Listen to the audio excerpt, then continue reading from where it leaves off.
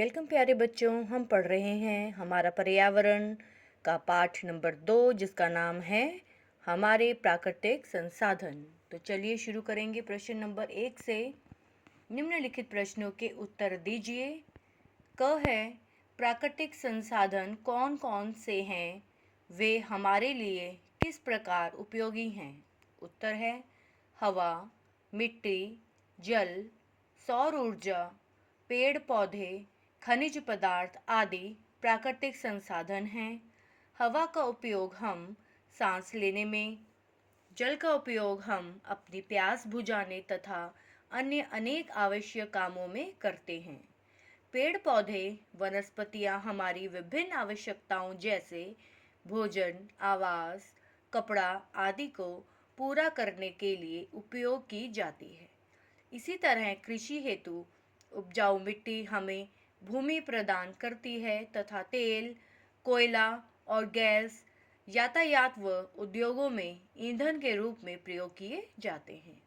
सौर ऊर्जा तो हमारे जीवन का आधार ही है। फिर प्रश्न नंबर ख है, दैनिक जीवन में जल का क्या उपयोग है, जल के दुरुपयोग को रोकने के उपाय बताइए। उत्तर है जल बिना जीवित रहने की कल्पना भी नहीं की जा सकती। हमारे दैनिक जीवन के विभिन्न कार्यों जैसे नहाना, कपड़े धोना, बर्तन धोना, पोछा करना, पेड़ पौधों को सींचना आदि अनेक ऐसे कार्य हैं जिनमें जल की आवश्यकता पड़ती है।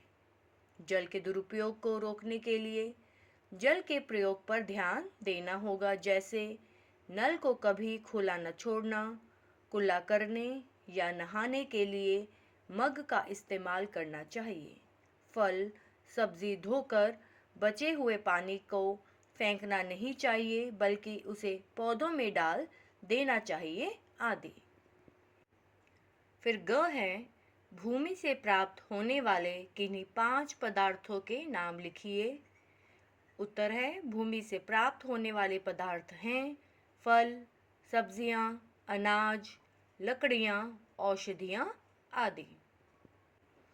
फिर घ है, सौर ऊर्जा हमारे जीवन के लिए क्यों आवश्यक है। उत्तर है पृथ्वी पर समस्त जीवन का आधार सूर्य ही है। सूर्य पृथ्वी पर ऊर्जा का प्रमुख स्रोत है। सूर्य से हमें गर्मी और प्रकाश तो मिलता ही है, साथ ही सूर्य जल चक्र बनाए रखने में, वायुमंडल में वायु का प्रवाह बनाए रखने में, जलवायु को नियंत्रित करने में, भोजन बनाने हेतु पौधों को ऊर्जा प्रदान करने में, घर में नमी सीलन को दूर करने तथा कपड़े सुखाने में तथा शरीर में विटामिन डी की आपूर्ति हेतु सौर ऊर्जा हमारे लिए अति आवश्यक है। फिर लास्ट है, वायु का जीवन में क्या महत्व है। उत्तर है वायु हमारे लिए अत्यंत आवश्यक है। भोजन और जल के बिना तो हम कुछ समय तक जीवित रह सकते हैं, परंतु वायु के बिना हम जिंदा नहीं रह सकते। फिर प्रश्न नंबर 2 है, सही मिलान कीजिए। यहाँ पर बच्चों हमें मिलाना है इन दोनों को। एक साइड पर है कॉलम अ, दूसरे साइड पर है कॉलम ब। चलिए शुरू करेंगे।